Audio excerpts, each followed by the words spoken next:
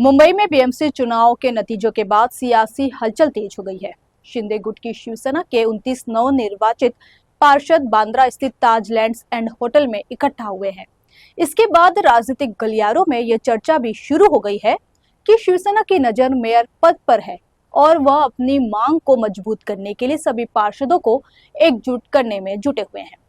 BJP से लेकर शिंदे और उद्धव सभी की निगाहें मुंबई के मेयर पद पर लगी हुई है। मुंबई नगर महापालिका चुनाव में बीजेपी सबसे बड़ी पार्टी बनकर उभरी है, तो शिंदे के शिवसेना के साथ बीएमसी पर अपना कब्जा जमाए रखने का नंबर गेम भी है।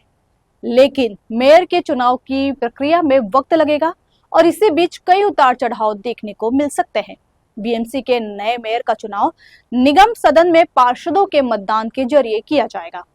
मुंबई नगर प्रशासन द्वारा नवनिर्वाचित पार्षदों की बुलाई जाने वाली विशेष बैठक में यह चुनाव होने की संभावना है, लेकिन उससे पहले मेयर किस जाति और किस वर्ग का होगा, ये फॉर्मूला एकनाथ शिंदे के मंत्रालय के द्वारा लॉटरी सिस्टम से तय होगा। नमस्कार, मैं पायल शुक्ला और आप देख रहे हैं 24 न्यूज की खास पेशकश मेयर वाली लॉटरी। जी हाँ, मुंबई में मेयर लॉटरी के जरिए तय होगा और शिंदे उस लॉटरी को निकालेंगे। दरअसल मुंबई में बीएमसी का मेयर किस जाति और किस वर्ग से होगा, इसका फैसला राज्य के अर्बन डेवलपमेंट डिपार्टमेंट यानी शहरी विकास विभाग के द्वारा तय होता है। फिलहाल राज्य के शहरी विकास विभाग का जिम्मा उप मुख्यमंत्री एकनाथ शिंदे के पास है, यानी मेयर पद के आरक्षण का फैसला शिंदे के विभाग के द्वारा तय किया जाना है। बीएमसी में मेयर का पद रोटेशन के आधार पर सामान्य वर्ग, अनुसूचित जाति, ओबीसी और महिलाओं के लिए आरक्षित होता है। महाराष्ट्र का शहरी विकास विभाग मेयर पद के श्रेणी तय करने के लिए लॉटरी की प्रक्रिया कराता है। मेयर पद के लिए आरक्षण प्रक्रिया को चुनाव के पहले तय नहीं किया, इसी कारण किस महापालिका में कौन सी जाति या वर्ग का मेयर होगा यह अभी तक तय नहीं हुआ है। ऐसे में मुंबई के मेयर का पद भी तय नहीं हुआ है।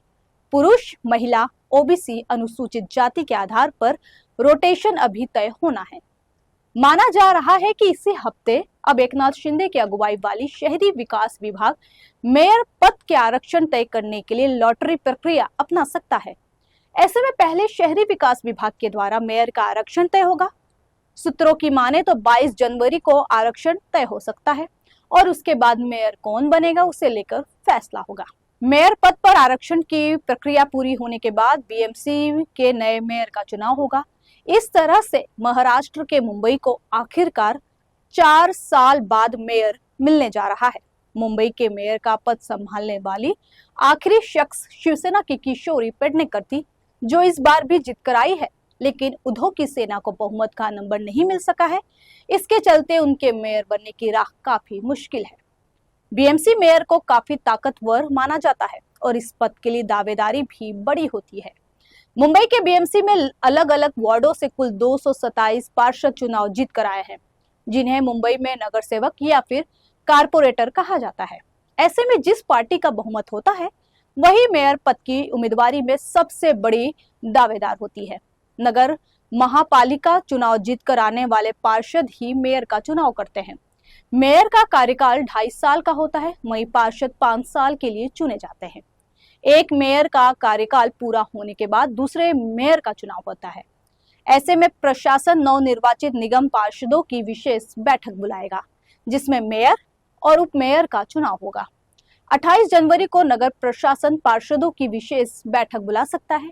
बैठक में मेयर पद के लिए सभी निर्वाचित पार्षद मतदान करेंगे और जिसे सबसे अधिक वोट मिलेंगे वही मेयर चुना जाएगा। हालांकि ये जरूरी नहीं है कि सबसे ज्यादा पार्षदों वाली पार्टी का उम्मीदवार ही मेयर बने, लेकिन बीते वर्षों के अनुभव बताते हैं कि आमतौर पर बहुमत या मजबूत गठबंधन वाली पार्टी इस पद पर काबिज होती रही है। माना जा रहा है कि बीजेपी पहली बार मुंबई में अपने मेयर बना सकती है। शहरी विकास विभाग इसी हफ्ते मेयर पद के आरक्षण को लेकर लॉटरी निकालेगा। इसमें यह तय होगा कि मेयर पद सामान्य वर्ग, महिला या किसी आरक्षित श्रेणी के लिए होगा। आरक्षण की घोषणा के बाद पात्र पार्षद नामांकन दाखिल करेंगे और उसके कुछ दिनों बाद मेयर का चुनाव कराया जाएगा।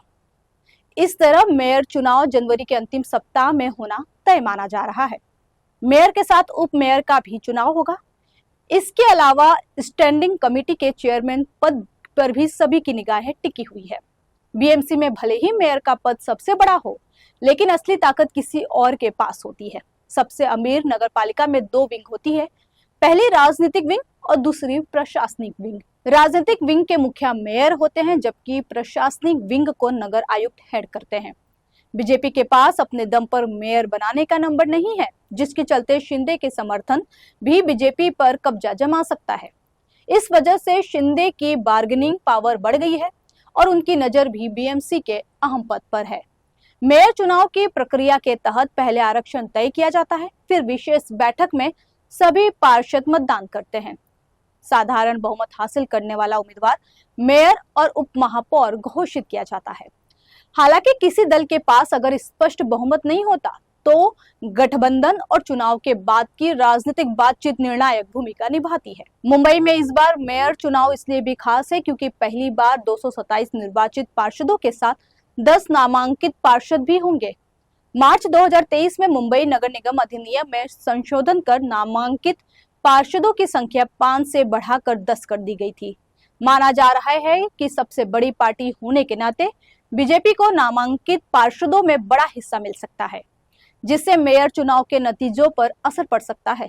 बहरहाल अब देखना यह होगा कि मेयर पद के शहमात के खेल में कौन किस पर भारी पड़ता है। फिलहाल इस पेशकश में इतना ही। बाकी की ताजा तरीन खबरों के लिए देखते रहिए इन 24 न्यूज। तब तक के लिए मुझे दीजिए इजाजत। नमस्कार।